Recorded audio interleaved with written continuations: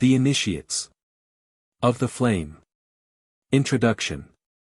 Few realize that even at the present stage of civilization in this world, there are souls who, like the priests of the ancient temples, walk the earth and watch and guard the sacred fires that burn upon the altar of humanity. Purified ones they are, who have renounced the life of this sphere in order to guard and protect the flame, that spiritual principle in man, now hidden beneath the ruins of his fallen temple. As we think of the nations that are past, of Greece and Rome and the grandeur that was Egypt's, we sigh as we recall the story of their fall. And we watch the nations of today, not knowing which will be the next to draw its shroud around itself and join that great ghostly file of peoples that are dead. But everywhere, even in the rise and fall of nations, we see through the haze of materiality, justice, everywhere we see reward, not of man but of the invincible one, the eternal flame. A great hand reaches out from the unseen and regulates the affairs of man. It reaches out from that great spiritual flame which nourishes all created things, the never-dying fire that burns on the sacred altar of cosmos, that great fire which is the Spirit of God. If we turn again to the races now dead, we shall, if we look, find the cause of their destruction. The light had gone out. When the flame within the body is withdrawn, the body is dead. When the light was taken from the altar, the temple was no longer the dwelling place of a living God. Degeneracy, lust, and passion, hates and fears, crept into the souls of Greece and Rome, and black magic overshadowed Egypt. The light upon the altar grew weaker and weaker. The priests lost the word, the name of the flame. Little by little the flame flickered out, and as the last spark grew cold, a mighty nation died, buried beneath the dead ashes of its own spiritual fire. But the flame did not die. Like spirit of which it is the essence, it cannot die, because it is life, and life cannot cease to be. In some wilderness of land or sea it rested once again, and there rose a mighty nation around that flame. So history goes on through the ages. As long as a people are true to the flame, it remains, but when they cease to nourish it with their lives, it goes on to other lands and other worlds. Those who worship this flame are now called heathens. Little do we realize that we are heathen ourselves until we are baptized of the Holy Spirit, which is fire, for fire is light, and the children of the flame are the sons of light, even as God is light. There are those who have for ages labored with man to help him to kindle within himself this spark, which is his divine birthright. It is these who by their lives of self-sacrifice and service have awakened and tended this fire, and who through ages of study have learned the mystery it contained, that we now call the initiates of the flame. For ages they have labored with mankind to help him to uncover the light within himself, and on the pages of history they have left their seal, the seal of fire. Unhonored and unsung they have labored with humanity, and now their lives are used as fairy stories to amuse children, but the time will yet come when the world shall know the work they did. And realize that our present civilization is raised upon the shoulders of the mighty demigods of the past. We stand as Faust stood, with all our lore, a fool no wiser than before, because we refuse to take the truths they gave us and the evidence of their experiences. Let us honor these sons of the flame, not by words, but by so living that their sacrifice shall not be in vain. They have shown us the way, they have led man to the gateway of the unknown, and there in their robes of glory passed behind the veil. Their lives were the key to their wisdom, as it must always be. They have gone, but in history they stand, milestones on the road of human progress. Let us watch these mighty ones as they pass silently by. First, Orpheus, playing upon the seven-stringed lyre of his own being, the music of the spheres. Then Hermes, the thrice greatest, with his emerald tablet of divine revelation. Through the shades of the past we dimly see Krishna, the illuminated, who on the battlefield of life taught man the mysteries of his own soul. Then we see the sublime Buddha, his yellow robe not half so glorious as the heart it covered, and our own dear Master, the man Jesus, his head surrounded with a halo of golden flame, and his brow serene with the calm of mastery. Then Muhammad, Zoroaster, Confucius, Odin, and Moses, and others no less worthy pass by before the eyes of the student. They were the sons of flame. From the flame they came, and to the flame they have returned. To us they beckon, and bid us join them, and in our robes of self-earned glory to serve the flame they love. They were without creed or clan, they served but the one great ideal. From the same place they all came, and to the same place they have returned. There was no superiority there. Hand in hand they labor for humanity. Each loves the other, for the power that has made them masters has shown them the brotherhood of all life. In the pages that follow we will try to show this great thread, the spiritual thread, the thread of living fire that wins in and out through all religions and binds them together with a mutual ideal and mutual needs. In the story of the Grail and the legends of King Arthur we find that thread wound around the table of the king and the temple of Mount Salvert. This same thread of life that passes through the roses of the Rosicrucians, wins among the petals of the lotus, and among the temple pillars of Luxor. There is but one religion in all the world, and that is the worship of God, the spiritual flame of the universe. Under many names he is known in all lands, but as Iswari or Ammon or God, he is the same, the creator of the universe, and fire is his universal symbol. We are the flame-born sons of God, thrown out as sparks from the wheels of the infinite.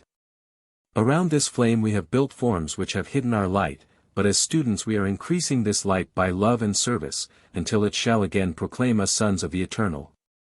Within us burns that flame, and before its altar the lower man must bow, a faithful servant of the higher.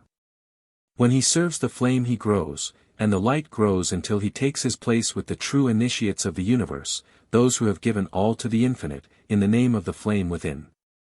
Let us find this flame and also serve it, realizing that it is in all created things, that all are one because all are part of that eternal flame, the fire of spirit, the life and power of the universe. Upon the altar of this flame, to the true creator of this book, the writer offers it, and dedicates it to the one fire which blazes forth from God, and is now hidden within each living thing. Forward. The greatest of mystery schools. The world is the schoolroom of God.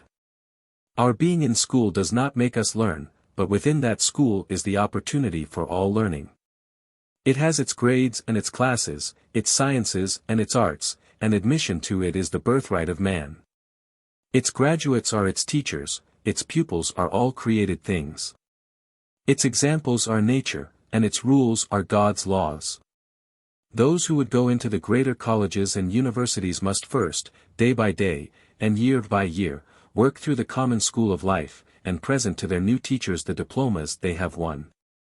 Upon which is written the name that none may read save those who have received it. The hours may seem long, and the teachers cruel, but each of us must walk that path, and the only ones ready to go onward are those who have passed through the gateway of experience. God's great school for man. The cube altar. Of the elements of the earth is this altar composed. It is the great cube of matter. On or in this altar burns a flame. It is this flame that is the spirit of all created things. Man, know thyself. Thou art the flame, and thy bodies are the living altar. Chapter 1. The fire upon the altar. As far back as our history goes we find that fire has played an important part in the religious ceremonial of the human race. In practically every religion we find the sacred altar fires, which were guarded by the priests and vestals with greater care than their own lives. In the Bible we find many references made to the sacred fires which were used as one form of devotion by the ancient Israelites. The altar of burnt offerings is as old as the human race, and dates from the time when the first man, lifting himself out of the mists of ancient Lemuria, first saw the sun, the great fire spirit of the universe. Among the followers of Zoroaster, the Persian initiate, fire has been used for centuries in honor of the great fire god, Ormuzd, who is said by them to have created the universe. The ever-burning lamp. Know that the flame that burns within thee and lights thy way is the ever-burning lamp of the ancients. As their lamps were fed by the purest of oil, so thy spiritual flame must be fed by a life of purity and altruism. There are two paths or divisions of humanity whose history is closely related to that of the wisdom teachings. They embody the doctrines of fire and water, the two opposites of nature. Those who follow the path of faith or the heart, use water, and are known as the sons of Seth, while those who follow the path of the mind and action are the children of Cain, who was the son of Samuel, the spirit of fire.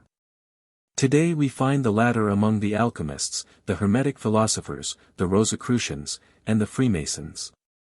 It is well for us to understand that we ourselves are the cube altar upon which and in which burns the altar fire. For many centuries the initiate of fire has been nourishing and guarding the spiritual flame within himself, as the ancient priests watched day and night the altar fires of Vesta's temple. The ever-burning lamp of the alchemist, which having burned thousands of years without fuel in the catacombs of Rome, is but a symbol of this same spiritual fire within himself. In the picture we see the ever-burning lamp which was carried by the initiate in his wandering. It represents the spinal column of man, at the top of which is flickering a little blue and red flame. As the lamp of the ancients was fed and kept burning by the purest of olive oil, so man is transmitting within himself and cleansing in the labor of purification the life essences, which, when turned upward, provide fuel for the ever-burning lamp within himself. The Masonic Censer.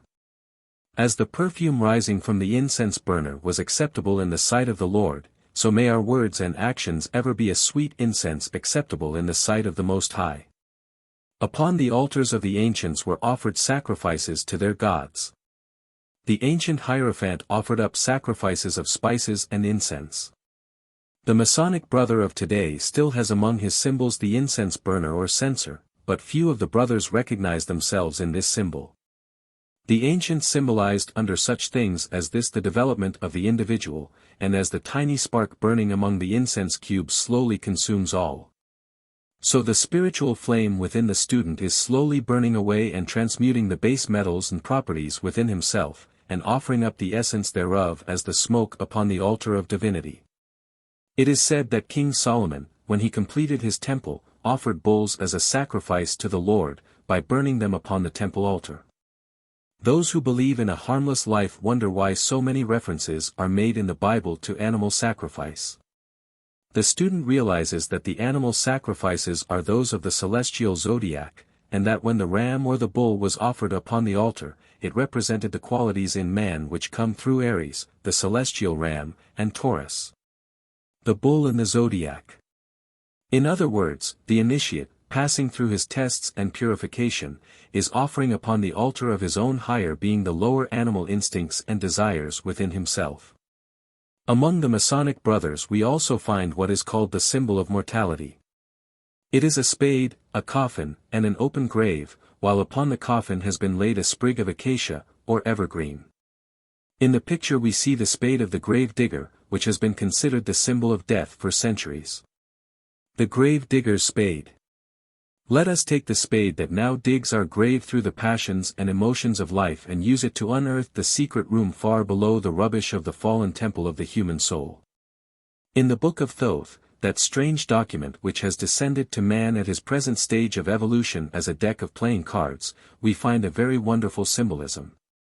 Of all the suits of cards, that of the spade is the only suit in which all the court cards face away from the pip. In all the other kings and queens, the faces are looking at the little marker in the corner of the card, but in the spade suit, they look away from it. Now it is said that the spade has been taken from the acorn, but the occult student has a different idea. He sees in the spade, which has for ages been the symbol of death, a certain part of his own anatomy. If you will again turn to the picture of the spade, you will see, if you have ever studied anatomy, that the grave digger's spade is the spinal column, and the spade-shaped piece which is used on the deck of cards is nothing more nor less than the sacrum bone. This bone forms the base of the spinal column, and is also the spear of the passion. Through it and the foramina which pierce it, pass the roots of the spinal nerve, which indeed are the roots of the tree of life. It is the center through which are nourished and fed the lower vertebrae of the spine, and the sacrum and coccygeal bones that dig the graves for all created things. This point has been beautifully symbolized by the grave digger's spade, which has been used by the brothers of many mystic organizations for ages. The currents and forces working through these lower spinal nerves must be transmuted and lifted upward to feed the altar fire at the positive or upper end of the spine. The candle. This is the light that has gone out. It is the candle that is hidden under the bushel. This is the true light that forever dispels the darkness of ignorance and uncertainty. Let the light shine forth through a purified body and a balanced mind. For this light is the life of our brother creatures. The centering of thought or emotion upon higher or lower things, as the case may be, determines where thin life energy will be expended. If the lower emotions predominate, the flame upon the altar burns low and flickers out, because the forces which feed it have been concentrated upon the lower centers. But when altruism predominates, then the lower forces are raised upward and pass through the purification which makes possible their being used as fuel for the ever-burning lamp. Thus we see why it was a great sin to let the lamp go out, for the pillar of flames which hovers over the tabernacle, purified and prepared after the directions of the Most High, is the spiritual flame that, hovering above man, lights his way wherever he may go. The sun of our solar system, that is, the spiritual sun behind the physical globe, is one of these flames. It began no greater than ours, and through the power of attraction and the transmuting of its ever-increasing energies it has reached its present proportions. This flame in man is the light that shineth in darkness. It is the spiritual flame within himself. It lights his way as no exterior light can. This radiating out from him brings into view, one by one, the hidden things of the cosmos, and his ignorance is dispelled in exactly the same proportion as his light is spread, for the darkness of the unknown can only be removed by light. And the greater the light, the further back the darkness is driven. This is the lamp of the philosopher, which he carries through the dark passageways of life, and by the light of which he walks among the stones and along the narrow cliff edge without fear. But although he gain all other things and have not this light within himself, he cannot know where he goes, he cannot watch his footsteps, and he cannot dispel his ignorance with the light of truth. Therefore let each student watch the fire that burns upon his altar. Let him also make that altar, his body, as beautiful and harmonious as possible, and let him also sacrifice upon that altar the frankincense and myrrh, his actions and his deeds. As in the tabernacle he offers all upon the altar of divinity. So let him day by day dispel the symbols of mortality, the coffin and the open grave by which he prepared himself through the mastery of the lower emotions within himself, and recognize that no matter how crystallized or dead his life may be, the fact that he exists at all proves that the sprig of acacia, the promise of life and immortality, is somewhere within himself.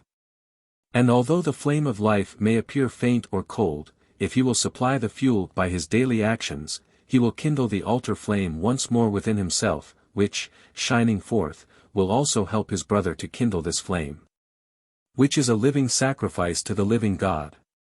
Chapter 2. The Sacred City of Shambhala. In every mythology and legendary religion of the world there is one spot that is sacred above all others to the great ideal of that religion. To the Norsemen it was Valhalla, the city of the slain, built of the spears of heroes, where feasting and warfare was the order of the day. Here the heroes fought all day and reveled by night. Every day they killed the wild boar and feasted on it, and the next day it came to life again. In the Northland they tell that Valhalla was high on the top of the mountains, and that it was connected to the earth below by Bifrost, the rainbow bridge. That up and down this bridge the gods came, and Odin, the All-Father, came down from Asgard, the city of the gods, and worked and labored with mankind. Among the Greeks, Mount Olympus was held sacred, and here the gods are said to have lived high on the top of a mountain. The Knights of the Grail are said to have had their castle among the crags and peaks of northern Spain on Mount Salvert. In every religion of the world there is a sacred spot, Meru of the Oriental, and Mount Moriah and Mount Sinai, upon which the tablets of law were given to man. All those are symbols of one universal ideal, and as each of these religions claimed among the clouds a castle and a home, so it is said that all the religions of the world have their headquarters in Shambhala, the sacred city in the Gobi Desert of Mongolia. Among the Oriental peoples there are wonderful legends of this sacred city, where it is said the Great White Lodge or Brotherhood meets to carry on the governing of world affairs. As the Asurs of Scandinavia were 12 in number, as Olympus had 12 gods, so the Great White Brotherhood is said to have 12 members, which meet in Shambhala and direct the affairs of men. It is said that this center of universal religion descended upon the earth when the polar cap, which was the first part of the earth to crystallize, became solid enough to support life. Science now knows that not only does the earth have two motions, that of rotation upon its axis and revolution around the sun, but that it has 9 other motions, according to Flammarion, the French astronomer. One of these motions is that of the alternation of the poles. In other words, some day that part of the Earth's surface which is now the North Pole will become the South Pole. Therefore it is said that the sacred city has left its central position and after much wandering is now located in Mongolia. Those who are acquainted with the Mohammedan religion will see something of great interest in the pilgrimage to the Kaaba at Mecca, where thousands go each year to give honor to the stone of Abraham, the great aerolite, upon which Muhammad is said to have rested his foot. Old and young alike, some even carried, win through desert sands and endure untold hardships, many coming from great distances, to visit the place they cherish and love. In India we find the same thing. There are many sacred places to which pilgrims go, even as the Templars went in our Christian religion to the sepulchre of Christ. Few see in this anything more than an outward symbol, but the true student recognizes the great esoteric truth contained therein. The spiritual consciousness in man is a pilgrim on the way to Mecca. As this consciousness passes upward through the centers and nerves of the body, it is like the pilgrim, climbing the heights of Sinai, or the Knight of the Grail returning to Mount Salvert. When the spinal fire of man starts upward in its wanderings, it stops at many shrines and visits many holy places, for like the Masonic brother in his Jacob's ladder, the way that leads to heaven is upward and inward. The spinal fire goes through the centers or seed ground of many great principles, and worships at the shrine of many divine essences within itself, but it is eternally going upward, and finally it reaches the great desert. Only after pain and suffering and long labor does it cross that waste of sand. This is the Gethsemane of the higher man, but finally he crosses the sacred desert, and before him in the heart of the lotus rises the golden city, Shambhala. The lotus. May your consciousness be lifted upward through the tree of life within yourself until in the brain it blossoms forth as the lotus, that rising from the darkness of the lower world, lifts its flower to catch the rays of the sun. Frontal sinus. In the spreading of the bone between the eyes called the frontal sinus, is the seat of the divine in man. There, in a peculiar gaseous material, floats, or rather exists, or is, the fine essence which we know as the spirit. This is the lost city in the sacred desert, connected to the lower world by the rainbow bridge, or the silver cord, and it is to this point in himself that the student is striving to rise. This is the sacred pilgrimage of the soul, in which the individual leaves the lower man and the world below and climbs upward into the higher man or higher world, the brain. This is the great pilgrimage to Shambhala, and as that great city is the center for the direction of our earth, so the corresponding great city in man is the center for his governmental system. The rod that budded. The buds in the rod are the 7 centers within yourself, which when you develop their spiritual powers shine out as centers of fire within your own being. The ancients have taken flowers to symbolize these centers, which when they shine out show that the dead stick, cut from the tree of life, has budded. When any other thing governs man, he is not attuned to his own higher self, and it is only when the gods, representing the higher principle, come down the rainbow bridge and labor with him, teaching him the arts and sciences, that he is truly receiving his divine birthright. In the Orient the student looks forward with eager longing to the time when he shall be allowed to worship before the gates of the sacred city, when he also shall see the initiates in silent conclave around the circular table of the zodiac. When the veil of Isis shall be torn away, and the cover lifted from the Grail cup. Let the student remember that all of these things must first happen within himself before he can find them in the universe without. The 12 elder brothers within himself must first be reached and understood before those of the universe can be comprehended. If he would find the great initiates without, he must first find them within. And if he would see that sacred city in the lotus blossom, he must first open that lotus within himself, which he does, petal by petal, when he purifies and attunes himself to the higher principles within. The lotus is the spinal column once more. Its roots, deep in materiality, its blossom, the brain, and only when he sends upward nourishment and power, can that lotus blossom within himself, blossom forth with its many petals, giving out their spiritual fragrance. Sometimes you will see in store windows funny little Chinese gods or Oriental Buddhas sitting on the blossom of a lotus. In fact, if you look carefully, you will find that nearly all of the Oriental gods are so depicted. This means that they have opened within themselves that spiritual consciousness which they call the Sushuma. You have seen the funny little hats worn by the Hindu gods. They are made to represent a flower upside down, and once more, like the rod of Aaron that budded, we see the reference made to the unfolding of consciousness within. When the lotus blossom has reached maturity, it drops its seed, and from this seed new plants are produced. It is the same within the spiritual consciousness, which, when the plant is finished and its work is done, is released to work and produce other things. In the Western world the lotus has been changed to the rose. The roses of the Rosicrucian, the roses of the Masonic degrees, and also those of the Order of the Garter in England, all stand for the same thing, the awakening of consciousness and the unfolding into full bloom of the soul qualities of man. When man awakens and opens this bud within himself, he finds, like the gold pollen in a flower, this wonderful spiritual city, Shambhala, in the heart of the lotus.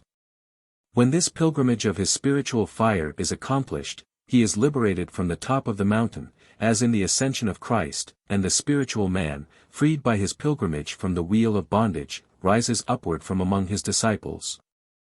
The convolutions of the brain, with the great cry of the initiate, which has sounded through the mystery schools for ages when the purified student goes onward and upward to become a pillar in the temple of his God. With that last cry the true mystery of Shambhala, the sacred city, is understood and he joins the ranks of those who in white robes of purity, their own soul bodies, gaze down upon the world and see others liberated in the same way. And who also sound the eternal tocsin, consummatum est, it is finished. The philosopher's stone. This is the true stone of the philosopher, which gives him power over all created things. This stone is himself. The experiences of his evolution have cut and polished the rough stone until in the initiate it reflects the light of creation from 1,000 different facets. Chapter 3. The Mystery of the Alchemist. There are very few occult students today who have not heard of the alchemist. But there are very few who know anything about the strange men who lived during the Middle Ages and concealed under chemical symbolism the history of the soul. At a time, when to express a religious thought was to court annihilation at the stake or wheel. They labored silently in underground caves and cellars to learn the mysteries of nature which the religious opinions of their day denied them the privilege of doing. Let us picture the alchemist of old, deep in the study of natural lore. We find him among the test tubes and retorts of his hidden laboratory. Around him are massive tomes and books by ancient writers. He is a student of nature's mystery, and has devoted years, lives maybe, to the work he loves. His hair has long since grayed with age. By the light of his little lamp he reads slowly and with difficulty the strange symbols on the pages before him. His mind is centered upon one thing, and that is the finding of the philosopher's stone. With all the chemicals at his command, their various combinations thoroughly understood, he is laboring with his furnace and his burners to make of the base metals the philosopher's gold. At last he finds the key and gives to the world the secret of the philosopher's gold and the immortal stone. Salt, sulfur, and mercury are the answer to his problem, from them he makes the philosopher's stone. From them he extracts the elixir of life, with the power that they give him he transmutes the base metals into gold. The world laughs at him, but he goes on in silence, really doing the things the world believes impossible. After many years of labor he takes his little lamp and silently slips away into the great unknown. No one knows what he has done or the discoveries that he has made, but he, with his little lamp, still explores the mysteries of the universe. As the close of the 15th century clouded him with mystery, so the dawn of the 20th century is crowning him with the glory of his just reward, for the world is beginning to realize the truths he knew. and to marvel at the understanding which his years of labor had earned for him. Man has been an alchemist from the time when he first raised himself, and with the powers long latent pronounced himself as human. Experiences are the chemicals of life which the philosopher is experimenting with. Nature is the great book whose secrets he seeks to understand through her own wondrous symbolism. His own spiritual flame is the lamp by which he reads, and without this the printed pages mean nothing to him. His own body is the furnace in which he prepares the philosopher's stone, his senses and organs are the test tubes, and incentive is the flame from the burner. Salt, sulfur, and mercury are the chemicals of his craft. According to the ancient philosophers, salt was of the earth earthy, sulfur was of fire which was spirit, while mercury was nothing, only a messenger like the winged Hermes of the Greeks. His color is purple, which is the blending of the red and the blue of the spirit and the red of the body. The alchemist realizes that he himself is the philosopher's stone, and that this stone is made diamond-like when the salt and the sulfur, or the spirit and the body, are united through mercury, the link of mind. Man is the incarnated principle of mind as the animal is of emotion. He stands with one foot on the heavens and the other on the earth. His higher being is lifted to the celestial spheres, but the lower man ties him to matter. Now the philosopher, building his sacred stone, is doing so by harmonizing his spirit and his body. The result is the philosopher's stone. The hard knocks of life chip it away and facet it until it reflects lights from a million different angles. The five-pointed star.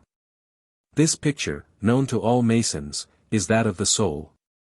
It is the Star of Bethlehem, which heralds the coming of the Christ within. The two clasped hands are the spirit and body united in the marriage of the Lamb. It is from the union of the higher with the lower that the Christ is born. The elixir of life is once again the spirit fire, or rather the fuel which nourishes that fire, and the turning of the base metal into gold is accomplished when he transmutes the lower man into spiritual gold.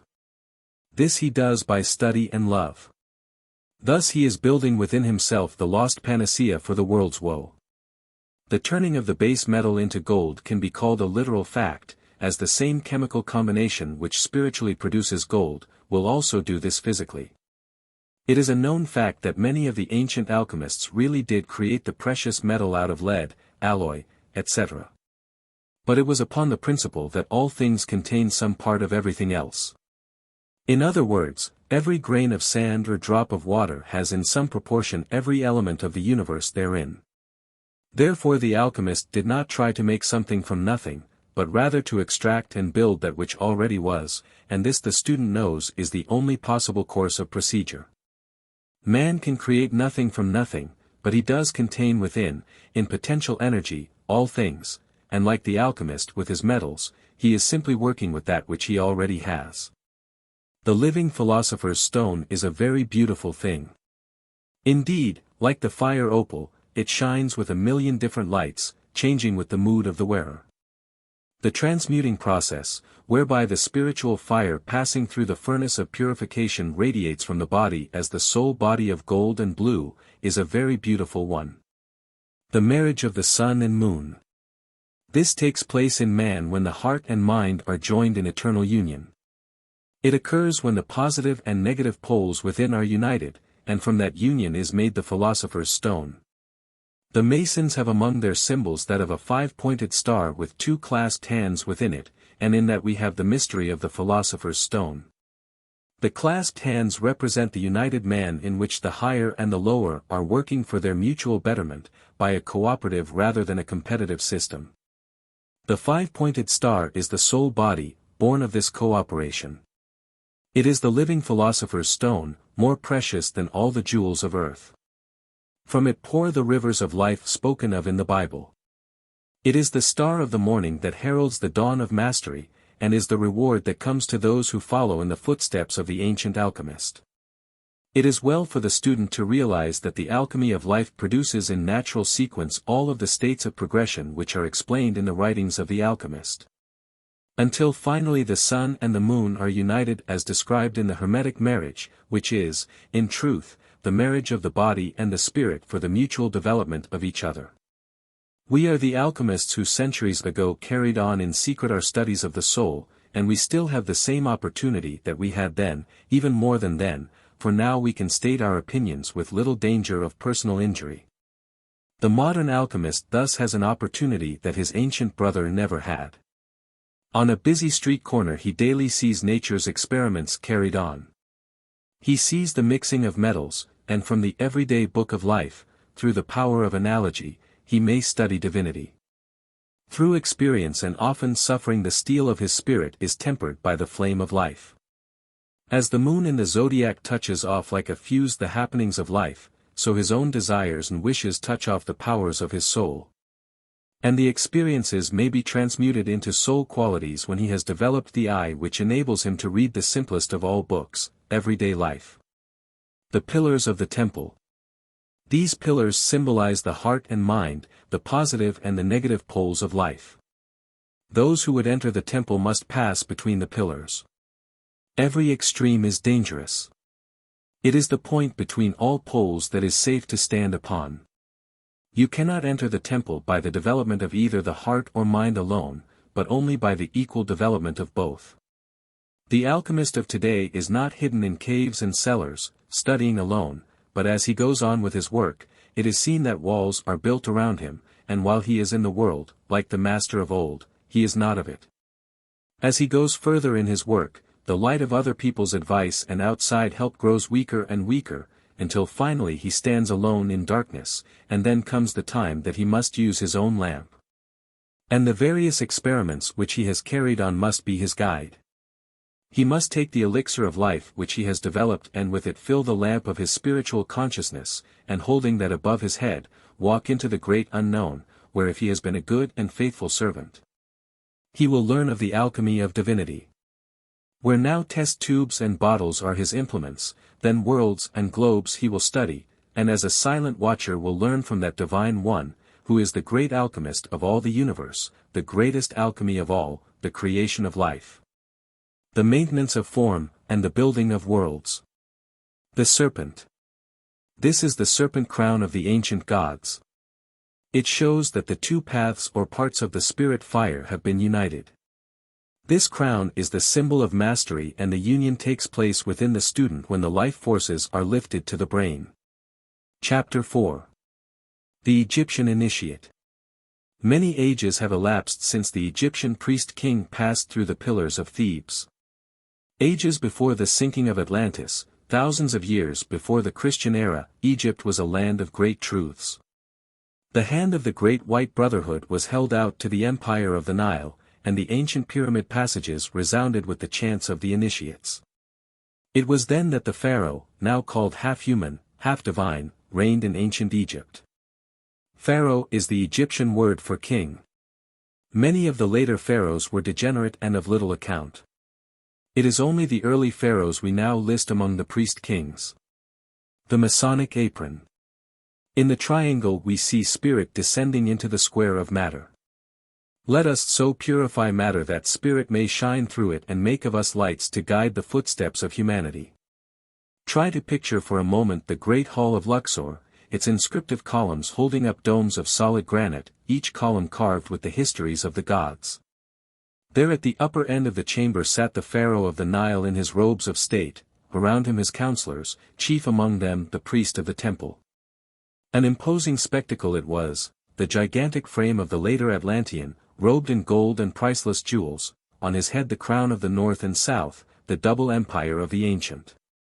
On his forehead the coiled serpent of the initiate, the serpent which was raised in the wilderness that all who looked upon it might live. That sleeping serpent power in man, which coiled head downward around the tree of life, drove him from the garden of the Lord, but which raised upon the cross, became the symbol of the Christ. The pharaoh was an initiate of Scorpio, and the serpent is the transmuted Scorpio energy, which working upward in the regenerated individual is called the Kundalini. This serpent was the sign of initiation. It meant that within him the serpent had been raised, for the true pharaoh was a priest of God, as well as a master of men. There he sat upon the cube altar throne, indicating his mastery over the four elements of his physical body, a judge of the living and of the dead, who in spite of all his power and glory, having about him the grandeur of the world's greatest empire, still bowed in humble supplication to the will of the gods. In his hands he carries the triple scepter of the Nile, the shepherd's crook, the incubus-headed staff and the flail or whip. These were the symbols of his work. They represent the powers which he had mastered. With the whip he had subjugated his physical body, with the shepherd's crook he was the guardian and keeper of his emotional body. With the incubus-headed staff he was master of his mind and worthy to wield the powers of government over others, because, first of all, he obeyed the laws himself. The scepters of Egypt. These are the three bodies that are the tools with which we are to build our temple. When they are mastered they are the living proof of our right to kingship. With all his robes of state and with the scarab upon his breast, and with the all-seeing eye above his throne, there was still nothing as precious or as sacred to the ancient Egyptian priest-king as the triangular girdle or apron which was the symbol of his initiation. The apron of the ancient Egyptian carried with it the same symbolism as the Masonic apron of today. It symbolized the purification of the bodies, when the seat of the lower emotions, Scorpio, was covered by the white sheepskin of purification. This symbol of his purification was the most precious belonging of the ancient pharaoh.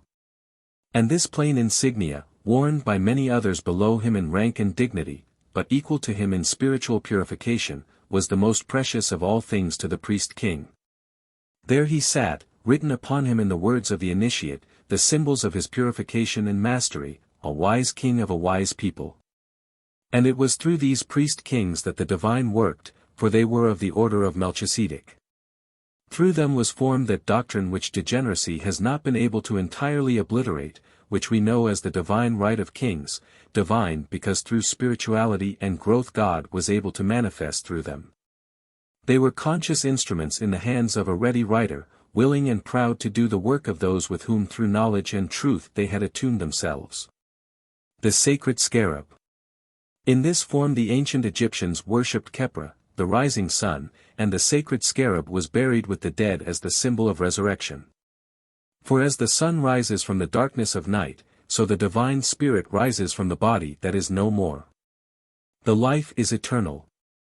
But the time came, as in all nations, when selfishness and egotism entered the heart of king and people alike, and slowly the hand from the great white brotherhood that fed ancient Egypt was withdrawn. And the powers of darkness transformed the land of glory into one of ruins, and the names of mighty kings were buried beneath the oblivion of degeneracy. Mighty cataclysms shook the world, and out of the land of darkness the great white brotherhood carried the chosen people into the promised land, Egypt, the land of glory, disintegrated into dust. The great temples of the pharaohs are ruins, and the temples of Isis are but broken heaps of sandstone. But what of the priest-kings who labored there in the days of its glory? They are still with us, for those who were leaders before are leaders now, if they have continued to walk the path. Although his scepter is gone, and his priestly vestments have molded away, the priest-king still walks the earth with the dignity and the power and the childish simplicity that before made him great. He no longer wears the robes of his order. Although he bears no credentials, he is as much a priest-king now as then, for he still bears the true insignia of his rank. The coiled serpent has given place to knowledge and love. The hand that bestowed the riches of the past does little acts of kindness now. Although he no longer carries the scepters of self-mastery, still he manifests that mastery in his daily life. Although the altar fires within the temple at Karnak have long been dead, the true fire within himself still burns, and before that he still bows as he bowed in the days of Egypt's glory. Although the priest no longer is his counselor, and the wise ones of his country no longer aid him in governmental problems, still he is never alone. For the priests in white and the counselors in blue still march with him and whisper words of strength when he needs them. Have you seen people that somehow you liked regardless of appearances? Have you seen other charming people whom you hated in spite of their charms? Have you seen learned people who were fools or impressed you as such, or people who knew little and yet you felt were wise? Those are the insignia of rank, which the loss of title or position cannot destroy. Kings with or without crowns they were, not puppets dressed in tawdry tinsel. And they still are kings and will be to the end of time, and they still manifest their rank, not by their superiority, and their high-headedness, but by the soul qualities which they radiate from themselves. The purity of their lives still radiates outward from those who wore the apron of the initiate, for while the triangular apron with its serpent drawn upon it has long since rotted away, still the spiritual counterpart of that symbol radiates in their daily lives, proving beyond all dispute that they were priest-kings and are today. We find them in every walk of life, in high places and down in the mire of life. But wherever we find them, they are still the mouthpieces of the gods, and through them comes the promise to all who strive. They are kings, not of the earth but of heaven, and in the life of our own Master we find one who joined himself to those who served, and was a true king even when his only crown was a wreath of thorns. Still in the pyramid of Gizeh, the initiations continue, still the initiate receives the insignia of his rank. Before that fire within himself he makes his vows, and upon the burning altar of his own higher being he lays his crown and his scepter, his robes and his diamonds, his hates and his fears, and sanctifies his life as a priest-king. And swears to serve none but his own higher self, the God within. His robes are his soul body, and his crown is his life, and in the streets of life he is enthroned.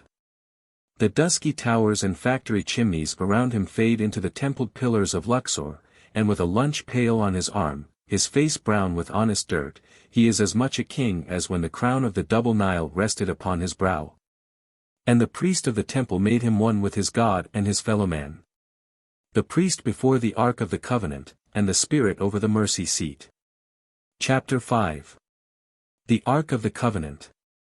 One of the most interesting symbols that has come down to us from the ancients is that of the Ark, or the box that was said to contain the sacred relics. Many people believe that this belongs particularly to the Jewish nation, but this is a great mistake, because it has been the birthright of every country to have the Ark. All have, like the Jewish people, lost much of their power and glory when they lost the sacred Arkansas. In ancient Chaldea and Phoenicia the Ark was well known. India celebrates it as the lotus, and the ancient Egyptians tell how the moon god Osiris was imprisoned in an ark. In all the mystery religions of the world, individually and cosmically, the ark represents the fountainhead of wisdom. Over it the Shekinah's glory hovers, as a column of flames by night and a pillar of smoke by day.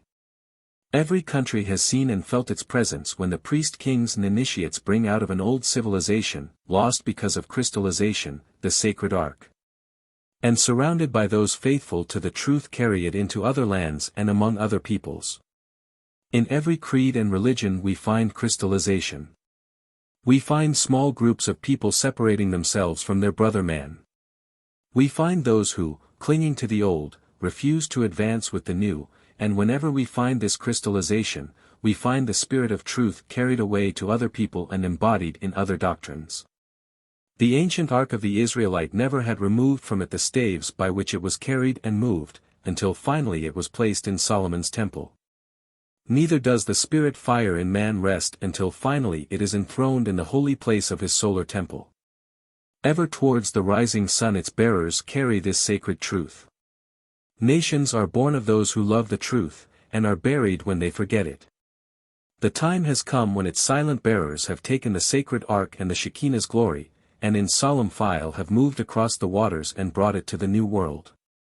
The call has sounded through the universe, and those who are true to their own higher principles have surrounded the sacred chest.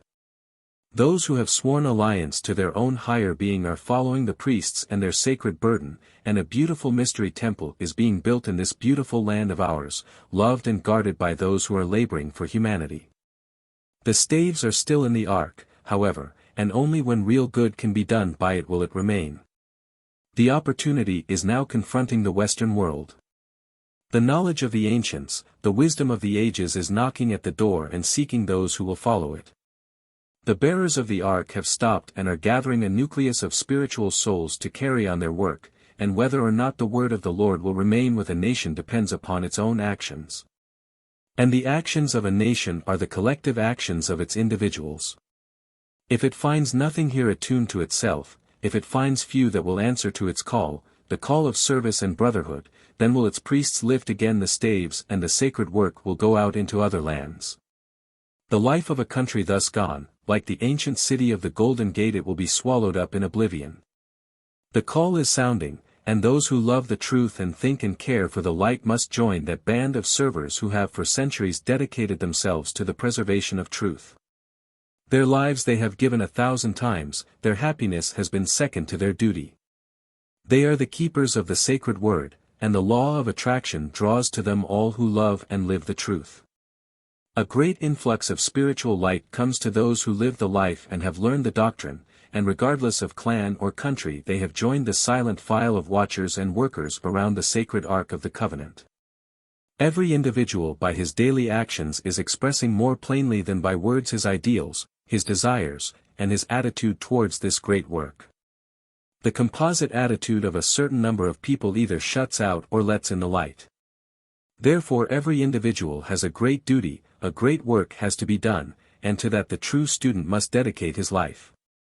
Then wherever he may go, whatever he may do, he is being led, and the Shekinah's glory directs his footsteps. The rod that budded, the pot of manna, and the tablets of the law.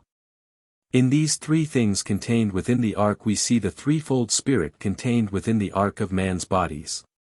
In the brain of man, between the wings of the kneeling cherubim, is the mercy seat, and there man speaks with his God as the priest of the tabernacle spoke to the Spirit of the Lord hovering between the wings of the angels. Man is again the ark, and within him are the three principles, the Father, the Son, and the Holy Spirit, the tablets of the law, the pot of manna, and the rod that budded. But as in the case of the ancient Israelites, when they became crystallized, the pot of manna and the rod that budded were removed from the ark, and all that was left were the tablets or the letters of the law. When the individual crystallizes and excludes various sidelights from his mind, he excludes the life force which was flowing to him. In shutting out strangers, he shuts out his own life, and all that he has left are the tablets of the law, the material reasons from which the spiritual life has gone. Solomon's temple, or the perfected temple of the human body, the perfected temple of the universe and the perfected temple of the soul, finally forms the perfect shrine for the living ark. There at the head of a great cross it is placed, and there in man it becomes permanently fixed. The staves of polarity upon which it was carried are removed, and it becomes a living thing, a permanent place where man converses with his God. There man, the purified priest, arrayed in the robes of his order, the garments of his soul, converses with the Spirit hovering over the mercy seat. This ark within is always present, but man can only reach it after he has passed through the outer court of the tabernacle, after he has passed through all the degrees of initiation. And after he has taken the third degree and becomes a Grand Master. Then and then only can he enter into the presence of his Lord, and there in the darkened chamber, lighted by the jewels of his own breastplate, he converses with the Most High, the true spiritual essence within himself. We are working towards this, and the time will come when each person for himself will know the mystery of the ark. When the student through purification shall be led through the door of the Holy of Holies and there be enveloped by the light of truth. This was his birthright which he sold for a mess of pottage. To this end came he into the world that he might bear witness to this truth, that through this light all men might be saved. The ark, that great spiritual principle, surrounded by its loving workers, is calling all to follow it. When through materiality and degeneracy a great people are destroyed or a continent sinks beneath the ocean, then those that are true are called around the ark. And as its faithful servers are led out of the land of darkness into the new world and a promised paradise. All great teachings set forth the same thing. The student will find that it is true, and when he allies himself with the powers of light, when he becomes a channel for its expression, and when he radiates it from himself to all who need it. Then indeed will the light protect him and he shall become a son of God. The Holy Grail. See in this cup your own body within which is the life-blood of the Son Spirit of the universe. Each day that we live we perpetuate the Last Supper, and in all that we do we drink again the blood of Christ, the life-power of the cosmos. Chapter 6. Knights of the Holy Grail. Before starting to take up the study of the Grail legends, it will be well for all who are interested to read those tales that are now listed under the heading of children's fairy stories. For example, the story of good King Arthur and his Round Table is a cosmic myth, and while there is little doubt that he as a man also lived, the real mystery, as in the story of the Christ, is not the literal tale, but the great mystic or occult truth that it concealed under allegory and parable. It is the same with the story of Parsifal, which can never be really understood and appreciated until the student sees in the knight and later king of the sacred cup his own spiritual development and the temptations he must also master if he would become a king of the Grail. The stone and the sword. Whoever can draw this sword from this stone is the master of the universe. In Lohengrin also the same truth is shown to the world. It is the path of initiation along which each must pass on his road to self-mastery. To every nation and in every tongue sacred legends have been given to teach man the path he must follow. The blind Homer of the Greeks who told of the wanderings of Ulysses gave the same great truths to the world. The skalds of ancient Norway and Sweden and the prophets of the Jews used the same means. And everywhere from the sacred books of the East to the legends of the American Indians we find one great connected truth told to many different people in ways that were best suited for their development. Such a truth is the legend of the Round Table, given to King Arthur as a wedding gift. All true students know what wedding that was. Not of earth but the wedding of the spiritual and intellectual within the initiate himself, when the spirit and the body are united eternally, each swearing to honor and protect the other. Of such a marriage was the union of Arthur and Guinevere in the legend of the king. Let us first of all consider the coming of Arthur the king. We read in the legend of Arthur regarding Merlin the magician, the wise man who it is said had charge of the coming king during his youth. Merlin represents the hand of the elder brothers, who realizing that a great ego had come into the world, had consecrated themselves to the work of preparing him for his mission. The Rosicrucian Rose. In this flower, which was painted upon the center of King Arthur's table, we see the soul of man, which through purification and service has blossomed out with all the grandeur of the initiate. It was under the direction of Merlin, the master mind, that the anvil and stone with the sword thrust into it were raised in the square of the city when it became necessary for a new king to be selected. It was he also who called all of the brave knights of the country and told them that the one who could draw forth the sword would be king of all the land. And of all the knights in the land, Arthur the half-grown boy was the only one who could release the sword. There is a very wonderful mystery of the soul contained within that divine allegory. Let us read the letters that were engraved upon the sword. Whoso pulleth out this sword of this stone and anvil is rightwise king born of England. The cube stone is the body. It has been so symbolized for centuries, and today among the Masons the ashlar is the symbol of man experience is the anvil, and it is upon this anvil that the sword is tempered. The sword is spirit, and he who would be king in the true spiritual sense of the word must first show his divine power by freeing the sword of spirit from the casings of the lower man and the world. It is the same symbol as that later used by Sir Galahad, the guileless knight, the personification of the purified man, who comes without a sword but who later arms himself with the sword of spirit that he draws from the cube block which was floating down the river of life, past Camelot. Sir Galahad had the strength of 10 because his heart was pure, and the knight of today must follow in the same path. The sacred spear. This is the spear of passion that pierces the side of the Christ, the higher principle in man. But when in the hand of the pure of heart this power can heal the very wound it caused. If you have read the story of King Arthur, you will remember how he was given Excalibur, the enchanted sword, how it came up out of the water held by a hand draped in white. Excalibur represents light and truth, which is the weapon of the true initiate. In England there still hangs on a courthouse wall the Round Table of King Arthur. In the very center of the table is a beautiful rose painted in natural colors. This symbol is that of the Rosicrucians, the ancient alchemists, and there is a direct connection between the legend of the British king and the ancient philosophers of fire. Now let us turn our attention for a moment to the history of the Holy Grail, or the cup from which Christ drank at the Last Supper and which was said to have caught his blood when he was dying upon the cross. Ancient legends tell us that this cup was made from a sacred stone which had been the crown jewel of Lucifer, the dynamic energy of the universe. It was said that the green stone had been struck from the crown of Lucifer by the archangel Michael during the famous battle in heaven. After the death of Christ, it is said that Joseph of Arimathea took the sacred cup and the spear of the Passion and carried them into a distant land. He wandered with his sacred relics through Europe and is said to have finally died.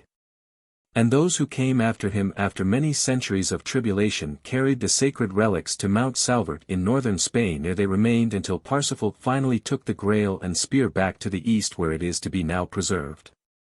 It is around this cup and spear that the legends of Parsifal and King Arthur have been written.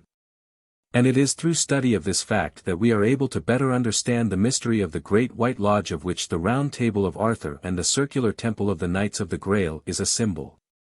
Although we no longer have the cup as a physical symbol, it is not gone from among us, and as in the days of old the brave knights of the Round Table went out to fight for right, so those knights of today who belong to the Great White Brotherhood go out into the world in the name of truth and labor with mankind and seek to right the wrongs of the world. It is said that the knights of Arthur's court always fought for virtue and purity, and so did those who rode out of Mount Salvert. The Grail Cup is the symbol of the creative force of nature. It is also the symbol of the human race, which is slowly learning the mysteries of creation. Within the cup is the blood of Christ, that force which is transmuting the body into soul, fast or slowly as we give it greater or lesser opportunity.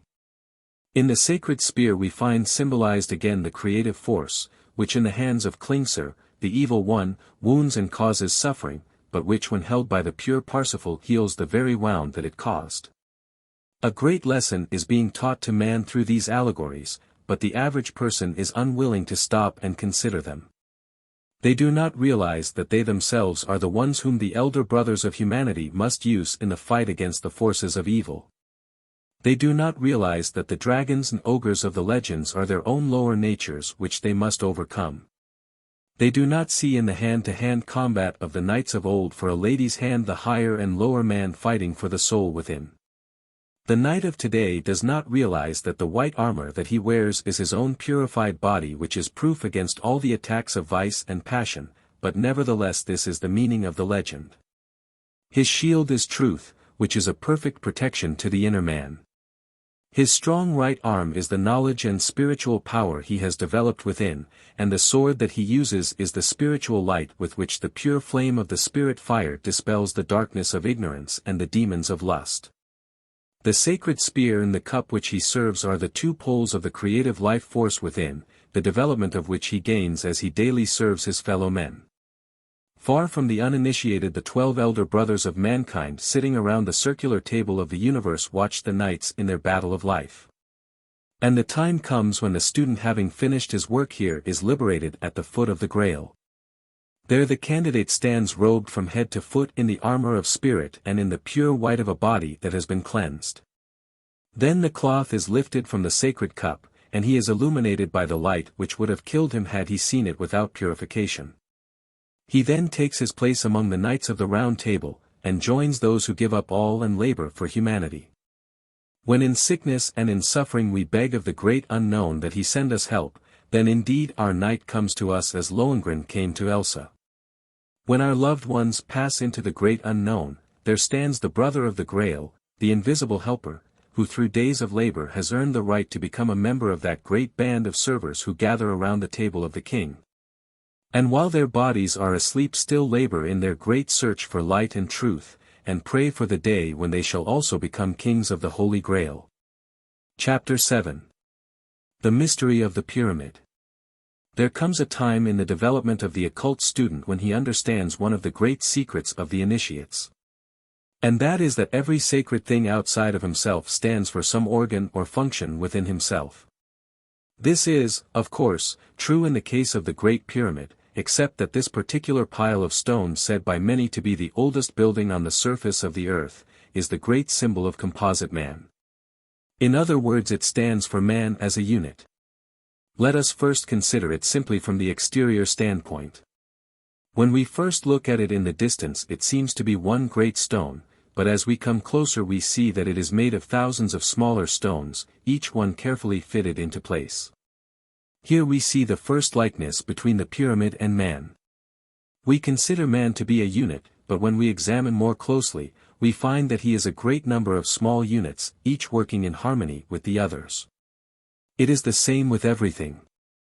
We take a successful life and we think of it as an entirety, but when we examine it, we find that it is a number of small achievements joined together. Cross-section of the Great Pyramid of Giza.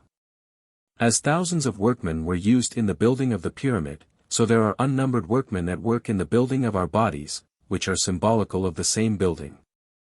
There are many pyramids all over the world. We find them in South America and in Mexico. We find mounds which were made to represent them among the American Indians, and in Europe and Britain we find remnants of the same things. But there is only one real pyramid in all the world. Even the others in Egypt are but copies of the Great Pyramid, and were used as tombs for the pharaohs, but nobody was ever found in Cheops, nor were there ever any signs that it had been so used. Now let us continue our analogy between the pyramid and man. If you will look at the accompanying illustration, you will see the pyramid laid flat, and you will notice it is made of 4 triangles laid around the base square. The 4-sided base of the pyramid represents the 4 elements of which man's bodies are composed.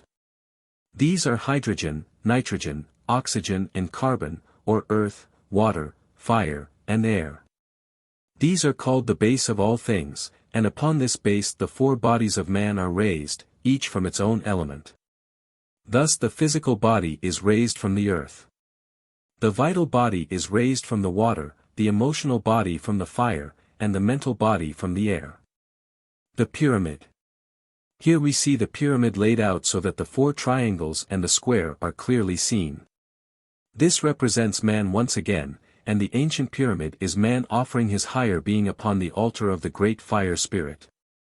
There are 12 lines used in the drawing of the 4 triangles, which stand for the 12-fold constitution of man when it is complete, the 3-fold body, the 3-fold mind, the 3-fold soul, and the 3-fold spirit. It also gives us the 12 signs of the zodiac, divided into their respective groups. Out on the desert stands the Sphinx, the guardian of the threshold mentioned by Bulwer Lytton. It stands for the bodies of man, and is that strange being which must be passed before the student can go on in his development. The 4 fixed signs of which the Sphinx is a symbol are Taurus the bull, Leo the lion, Scorpio the eagle, and Aquarius the man, or the human head. The Sphinx. This is that mysterious being suspended twixt heaven and earth, which has the head of a human being and the body of an animal. In other words, the Sphinx symbolizes man. I have already given you some work on the sacrum bone, and I told you that it was the grave digger's spade. Here is a picture of the head of the Sphinx, and the inverted sacrum bone when it has been turned upward. We see the Sphinx in the inverted sacrum and also in it the inverted Masonic keystone. All this is very interesting, but unless we realize the inner meaning of it, its true value is lost. But it is not chance that these things should be so. You have most of you heard of the dweller on the threshold, that creature built by our own actions and mistakes. Well, out on Egypt's desert it stands and bars the way to the pyramid, the temple of the higher man. And the message that it gives to the world is, I am the bodies. If you would go on to the temple you must master me, for I am within you. The Sphinx again symbolizes man, with the mind and spirit of the human rising out of the animal desires and emotions. It is the riddle of the ages, and man is once more the answer. It is said that in ancient times the Sphinx was the gateway of the pyramid, and that there was an underground passage which led from the Sphinx to Cheops. This would make the symbolism even more perfect, for the gateway to the spirit is through the bodies according to the ancients. Let us now enter the pyramid and passing through the corridors come to the king's chamber as it is called. There are 3 great rooms in the pyramid which are of great interest to the student. The highest is the king's chamber, then below that is the queen's chamber, and down below the surface of the earth is the pit. Here we again find the great correlation between the pyramid and man. The 3 rooms are the 3 great divisions in man which are the seats of the threefold spirit. The lower room is the generative system under the control of Jehovah. The center room or queen's chamber is the heart, under the control of the Christ, and the upper room or the king's chamber is the brain, which is under the control of the Father. In this upper room is the coffer made of stone, the meaning of which has never been explained, but which the student recognizes as the third ventricle in the brain. It is quite certain also that this coffer was used as a tomb during initiation, when, as is the case in the Masonic initiations of today, which are the remnants of the ancient mysteries, the candidate was buried in the earth and resurrected. A symbol of the death of the lower man and the liberation of the higher. It is said that Moses was initiated in the Great Pyramid, and some also say that Jesus was instructed there also. Be that as it may, we know that for thousands of years since the time it was built by the Atlanteans it has been the greatest temple of initiation in the world. It seems also that its work is not yet done, for mutely it is teaching those who will see the mysteries of creation. It is said by many that it is the original Solomon's temple, but this we know is not true, for while it may be the first and original material temple, the true temple of Solomon is the universe, the Solomon's temple, which is slowly being rebuilt in man as the temple of the soul of man. There is probably no point that is as important in connection with the pyramid as that of the cornerstone. On the very top of the Great Pyramid is a comparatively flat place about 30 feet square. In other words, the true stone, which is the head of all the corners, is missing. If we look at the reverse side of the United States seal, we find again the pyramid from which the top is separated. Omar Khayyam, the Persian poet, gives us the secret of the keystone when he says, "From my base metal shall be filed a key, which shall unlock the door he howls without." The value of the stone is better understood when you understand that it completes all of the triangles at once, and without it none of them are complete. The key and the cross. Upon the cross of matter that forms our bodies, hangs the key to all the mysteries of creation. It is our duty to take this key and with it unlock the door that conceals from us the unknown. This key is the spirit. Release it. This stone is the spirit in man, which fell from its high position, and has been lost beneath the rubbish of the lower man. This is the true capstone that is now hidden in the pit of man's temple, and which he must exhume and place again as the true crown of his spiritual pyramid. He can only do this when he calls the thousands of workmen within himself together and binds them to the service of the higher man. There must be no traitors to murder the builder this time. And Lucifer, the one rejected by man as the devil, is the one who must through the planet Mars send man the dynamic energy which man himself must transmute from the fire of passion to the flame of spirit. He then must take the tools of the craft and cut and polish his own being into the capstone of the universal temple. It is interesting to note how the casing stones that once made the pyramid so beautiful and true were carried away to build the cities nearby, and in connection with that it is interesting to note how the soul and body of man, the casing stones of his spiritual temple, have been sacrificed in order that he might have material things. As we look at pictures of the ancient pyramid and sphinx which have stood on Egypt's sands for ages, let us see in them our own mystery temple, made without the sound of hammer or the voice of workman. And as we sadly think of this mighty ruin, broken by ages of neglect, let us remember our temple, and that its cornerstone is missing also and our walls are falling with neglect. Let us learn the lesson which it teaches, hasten to perfect our pyramid, cap it with the stone of spirit, offer upon its altars our sacrifice to the great Sun Spirit, and bury our lower nature in its ancient coffer. Then for us will its mysteries be revealed, and the sealed lips of the Sphinx give up their secret. Where your treasure is, there will your heart be also. The White Grail. Choose now your path. Service. Self-sacrifice. Purification. Love. Study.